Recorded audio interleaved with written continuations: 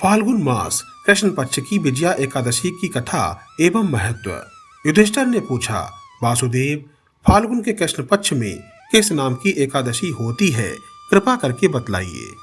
भगवान श्री कृष्ण ने कहा, युधिष्ठिर, एक बार नारद जी ने कमल के आसन पर विराजमान होने वाले ब्रह्मा जी से प्रश्न किया, सुरश्रेष्ठ, फाल्गुन के कृष्ण पक्ष में जो विजया नाम की एकादशी होती है, कृपया उसके पुण्य का वर्णन कीजिए। ब्रह्मा जी ने कहा, नारद, सुनो, मैं एक उत्तम कथा सुनाता हूँ जो पापों का अपहरण करने वाली है। यह व्रत बहुत ही प्राचीन, पवित्र और पाप नाशक है। ये विजया नाम की एकादशी राजाओं को विजय प्रदान करने वाली है, इसमें तनिक भी संदेह नहीं है। मैं राधाचरण दास आप सभी साधकों, हरिभक्तों का अपने YouTube चैनल में स्वागत करता हूँ। आप सभी को विजया एकादशी की हार्दिक शुभकामनाएं। भगवान विष्णु आप सभी का मंगल करें।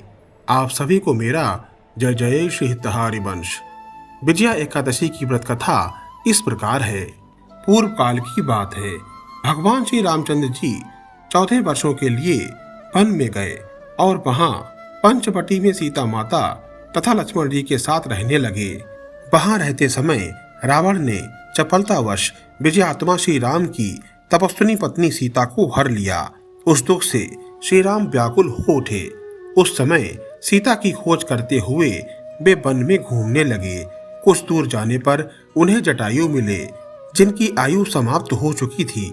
इसके बाद उन्होंने वन के भीतर कबंध नामक राक्षस का वध किया। फिर सुग्रीव के साथ उनकी मित्रता हुई। तत्पश्चात श्री राम के लिए वानरों की सेना एकत्रित हुई। हनुमान जी ने लंका के उद्यान में जाकर सीता जी का दर्शन किया और उन्हें श्री राम की चिन्ह स्वरूप मुद्रिका प्रदान की। यह उन्होंने महान पुरुषार्थ का काम किया था। वहां से लौटकर वे श्री रामचंद्र जी से मिले और लंका का सारा समाचार उनसे निवेदन किया। हनुमान जी की बात सुनकर श्री राम ने सुग्रीव की अनुमति ले लंका को प्रस्थान करने का विचार किया और समुद्र के किनारे पहुंचकर उन्होंने लक्ष्मण से कहा, सुमित्रा नंदन, किस पुण्य से इस समुद्र को पार किया जा सकता है? ये अत्यंत अगाध और भयंकर जल जंतुओं से भरा हुआ है। मुझे ऐसा कोई उपाय नहीं दिखाई देता जिससे इसको सुगमता से पार किया जा सके। लक्ष्मण जी बोले, महाराज, आप ही आदिदेव और पुराण पुरुष पुरुषोत्तम हैं। आपसे क्या छिपा है? यहाँ द्वीप के भीतर बगदालव्य नामक मुनि रहते हैं। यहाँ से आधे योजन की दूरी पर उनका आश्रम है। रघुनंदन, उन प्राचीन मुनीश्वर के पास जाकर उन्हीं से इसका उपाय पूछिए। लक्ष्मण की ये अत्यंत सुंदर बात सुनकर श्री रामचंद्र जी महामुनि बकलाधव्य जी से मिलने के लिए गए। वहां पहुंचकर उन्होंने मस्तक झुकाकर मुनि को प्रणाम किया। मुनि उनको देखते ही पहचान गए कि ये मर्यादा पुरुषोत्तम श्री रामचंद्र जी ही है, जो किसी कारणवश मानव शरीर में अवतीर्ण हुए हैं। उनके आने से महर्षि को बड़ी प्रसन्नता हुई। उन्होंने पूछा, श्री राम, आपका कैसे यहाँ आगमन हुआ? श्री रामचंद्र जी बोले, ब्राह्मण, आपकी कृपा से राक्षसों सहित लंका को जीतने के लिए सेना के साथ समुद्र के किनारे आया हूँ। मुने, अब जिस प्रकार समुद्र पार किया जा सके वह उपाय बताइए, मुझ पर कृपा कीजिए। मुनिश्रेष्ठ ने कहा, श्री राम, फाल्गुन के कृष्ण पक्ष में जो विजया नाम की एकादशी होती है, उसका व्रत करने से आपकी विजय होगी। निश्चय ही आप अपनी वानर सेना के साथ समुद्र को पार कर लेंगे। राजन, अब इस व्रत की फलदायक विधि सुनिए। दशमी का दिन आने पर एक कलश स्थापित कीजिए। वह सोने, चांदी, तांबे अथवा मिट्टी का भी हो सकता है। उस कलश को जल से भरकर उसमें पल्लव डाल दें। उसके ऊपर भगवान नारायण के सुवर्णमय विग्रह की स्थापना करें। फिर एकादशी के दिन प्रातःकाल स्नान करें। कलश को पुनः स्थिरता पूर्वक स्थापित करें। माला, चंदन, सुपारी तथा नारियल आदि के द्वारा विशेष रूप से उसका पूजन करें।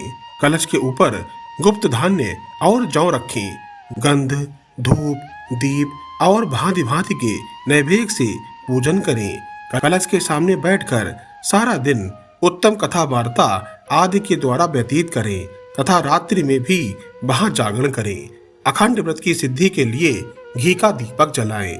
फिर द्वादशी के दिन सूर्योदय होने पर उस कलश को किसी जलाशय के समीप, नदी, झरने या पोखरे के तट पर ले जाकर स्थापित करें और उसकी विधिवत पूजा करके देव प्रतिमा सहित उस कलश को वेद वेता ब्राह्मण के लिए दान कर दें। महाराज, कलश के साथ ही और भी बड़े बड़े दान देने चाहिए। श्री राम, आप अपने यूथ पतियों के साथ इसी विधि से प्रयत्न पूर्वक विजया का व्रत कीजिए, इससे आपकी विजय निश्चित होगी। ब्रह्मा जी कहते हैं, नारद, ये सुनकर श्री रामचंद्र जी ने मुनि के कथनानुसार उस समय विजया एकादशी का व्रत किया। उस व्रत के करने से श्री रामचंद्र जी विजयी हुए। उन्होंने संग्राम में रावण को मारा, लंका पर विजय पाई और सीता को प्राप्त किया। बेटा, जो मनुष्य इस विधि से व्रत करते हैं उन्हें इस लोक में विजय प्राप्त होती है और उनका परलोक भी अच्छे बना रहता है। बोलो एकादशी महारानी की जय हो। ओम नमो भगवते वासुदेवाय नमः। ओम श्री विष्णवे नमः। भगवान श्री कृष्ण आगे कहते हैं, युधिष्ठिर, इस कारण विजया का एकादशी व्रत करना चाहिए। इस प्रसंग को पढ़ने और सुनने मात्र से वाजपेयी यज्ञ का फल प्राप्त होता है। हम आशा करते हैं कि आपको आज विजया एकादशी की कथा का महत्व अवश्य पसंद आया होगा। यदि आपको हमारे वीडियो अच्छे लगते हैं तो कमेंट में श्री राधा वल्लभ श्री हरवंश अवश्य लिखें। चैनल को लाइक करें, सब्सक्राइब करें और शेयर करें। हम आपके लिए आध्यात्मिक वीडियो बनाते हैं और आपके शेयर करने से या सब्सक्राइब करने से अन्य साधकों को भी इसका लाभ प्राप्त होता है। इसलिए हम आशा करते हैं कि आप हमारे चैनल को लाइक, सब्सक्राइब और शेयर अवश्य करेंगे। मिलते हैं एक नए वीडियो के साथ। तब तक के लिए आप सभी को इस दास का जय जय श्री हित हरिवंश। ओम नमो भगवते वासुदेवाय नमः।